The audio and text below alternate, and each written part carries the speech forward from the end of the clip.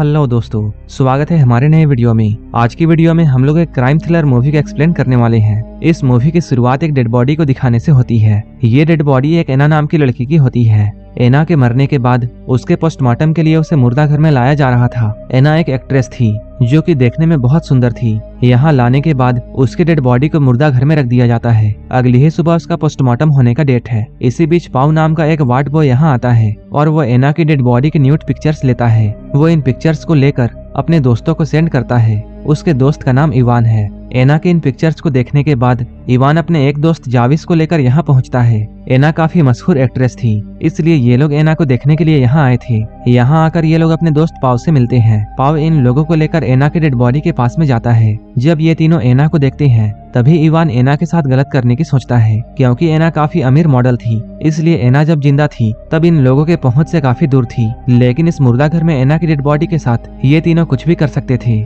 इसलिए इवान ऐसे मौके को मिस नहीं करना चाहता था। इसके बाद इवान पाव से ये कहता है, तुम इसके बारे में किसी को कुछ भी नहीं बताना, क्योंकि पाव इवान का बहुत अच्छा दोस्त था। इसलिए वो इवान की बातों को मान जाता है, क्योंकि पाव यहाँ अक्सर ही ऐसा किया करता था। जब भी कोई लड़की की डेड बॉडी यहाँ आती थी, पाव उस डेड बॉडी के साथ गलत हरकतें किया करता था। इधर इवान पाव और जाविस को एक रूम में भेजकर एना के साथ गलत करने लगता है। कुछ ही देर के बाद इवान अपना काम पूरा कर लेता है। पाव भी अब इस मौके को मिस नहीं करना चाहता था। इसके बाद वो भी एना के साथ इवान की तरह ही जबरदस्ती करने लगता है। पाव अभी उसके साथ वो सब कर ही रहा था, तभी अचानक एना जिंदा हो जाती है और उसने पाव को अपने साथ ऐसा करते हुए देख लिया था। एना को अचानक जिंदा देखकर ये तीनों बहुत डर जाते हैं। एना की सांसें तो चल रही थी, लेकिन उसका शरीर काम नहीं कर रहा था। उसका शरीर पैरालाइज्ड हो चुका था। तब इवान और पाव ये सोचते हैं, इन दोनों ने एना के साथ गलत हरकतें की हैं। अगर एना यहाँ से जिंदा बाहर जाती है तब उन दोनों को जेल हो सकती है। इसलिए इवान ये प्लान बनाता है कि वो एना को यहीं पर मार देगा, क्योंकि दुनिया वालों के नजर में तो एना मर चुकी है,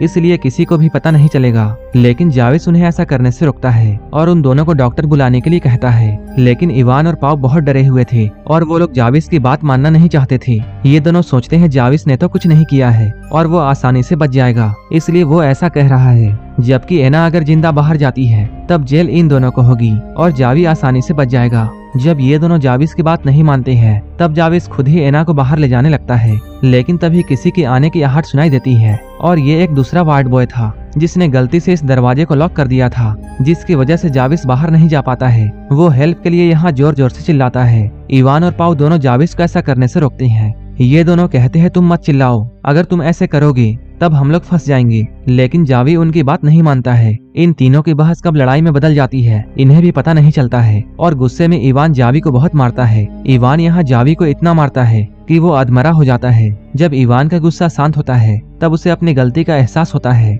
वो देखता है उसने गुस्से में आकर जावी को बहुत मार दिया है। इसके बाद ये लोग अब जावी की ट्रीटमेंट करने लगते हैं। एना ये सब कुछ देख रही थी, लेकिन क्योंकि उसके पैर और हाथ काम नहीं कर रहे थे इसलिए वो बस देख ही सकती थी। इसके बाद ये लोग एना और जावी को एक रूम में बंद कर देते हैं ताकि एना शोर ना मचाए। वहीं इधर पाव एक दूसरे वार्ड बॉय से इस रूम को खुलवाता है। इसके बाद इवान जब जावी के पास आकर उसे देखता है तब वो पाता है जावी की मौत हो चुकी है। जावी की मौत से इन दोनों को बहुत बड़ा झटका लगता है। अब ये दोनों बहुत टेंशन में है, क्योंकि अब उनके हाथों से एक मर्डर हो चुका है। इसी बीच एना इन दोनों से ये कहती है, तुम लोग मुझे जाने दो, मैं इन सब के बारे में किसी को भी नहीं बताऊंगी। लेकिन इवान एना के बातों पर विश्वास नहीं करता है। इसके बाद ये लोग रूम से बाहर आकर एक प्लान बनाते हैं उन दोनों को जेल ना हो जाए, इसलिए वो लोग ये सोचते हैं वो लोग जावी की बॉडी को कहीं दूर ले जाकर फेंक देंगे और वहाँ से आते ही एना को मार देंगे। ये दोनों जब बाहर प्लान बना रहे थे तभी एना अपने बेड से उठने की कोशिश करती है। वो रेंगते हुए किसी तरह जावी के पास में जाती है और यहाँ वो जावी का मोबाइल निकालकर किसी को कॉल करती है। लेकिन तभी अचानक इवान यहाँ आ जाता है, जो कि उससे सेलफोन छीन कर ये पूछता है, तुमने अभी किसको कॉल किया था? तब एना उससे बोलती है, उसने अपने डैड को कॉल किया था और उसने अपने डैड को ये बता दिया कि वो अभी जिंदा है। एना इन दोनों से ये भी कहती है, तुम दोनों ने जो भी मेरे साथ किया है मैं ये बात कभी भी किसी को भी नहीं बताऊंगी और अब मेरे डैड भी मुझे लेने के लिए आ रहे हैं, इसलिए तुम लोग मुझे जाने दो। इवान और पाव जब एना की इन बातों को सुनते हैं तब इनके पास अब कोई भी रास्ता नहीं था और इसलिए ये दोनों एना को बाहर ले जाने लगते हैं। अब ये तीनों बाहर जा रहे होते हैं, तभी जावी के मोबाइल में कॉल बैक आता है। उस कॉल को इवान रिसीव करता है। इवान को ये पता चलता है ये वही कॉल है जहाँ एना ने कॉल किया था। तब उस आदमी ने कॉल रिसीव नहीं किया था। एना अभी जिंदा है। इसके बारे में एना अपने फादर को कुछ भी नहीं बता पाई थी। इसके बाद इवान फिर से एना को वापस मुर्दा घर में लाता है और ये लोग एना को यहाँ लाकर उसे बांध देते हैं। इवान पाओ को ये कहता है तुम एना पर नजर रखना और खुद एक डस्टबिन लेने के लिए हॉस्पिटल से बाहर जाता है ताकि वो जावी की बॉडी को उसमें डालकर कहीं दूर फेंक आए। इवान के यहाँ से जाने के बाद पाओ जावी का गिरा हुआ खून को साफ करता है, लेकिन तभी एना अपने बेड से उतरकर रेंगते हुए भागने की कोशिश करती है। लेकिन तभी फिर से इवान यहाँ आ जाता है और वो एना को भागते हुए देख लेता है। इसके बाद इवान एना को घसीटकर उसी रूम में ले आता है और एना की सांसें रोककर उसे मारने की कोशिश करता है। इसके बाद ये दोनों मिलकर जावी की बॉडी को डस्टबिन में डालते हैं और इवान उस डस्टबिन को लेकर जावी की बॉडी को बाहर फेंकने के लिए जाता है। अब क्योंकि एना फिर से मर चुकी थी इसलिए पाओ उस रूम को ठीक ठाक करके यहाँ से जाने की तैयारी कर रहा था, लेकिन तभी उसे एना की खांसने की आवाज सुनाई देती है जिससे वो समझ जाता है कि एना अभी नहीं मरी है। तब डरा हुआ पाओ एना के पास आकर उससे ये कहता है तुम मरने की एक्टिंग करना और मैं इवान को लेकर यहाँ से चला जाऊंगा। इसके बाद तुम भी यहाँ से बाहर चली जाना और तुम बाहर हमारे बारे में किसी को भी मत बताना। ये चीज हम तीनों के लिए बहुत बेहतर होगा। जब पाओ यहाँ से जाने के लिए इवान के साथ बाहर जाता है तभी इवान को अचानक ये याद आता है कि वो अपना एक कार्ड अंदर ही भूल गया है। जैसे ही वो अपने कार्ड को लेने के लिए अंदर जाता है तब वो अंदर जाकर देखता है एना अभी जिंदा है और वो अपने पैरों पर खड़ी है। तभी वो पाओ पर बहुत गुस्सा होता है। पाओ इवान से ये रिक्वेस्ट करता है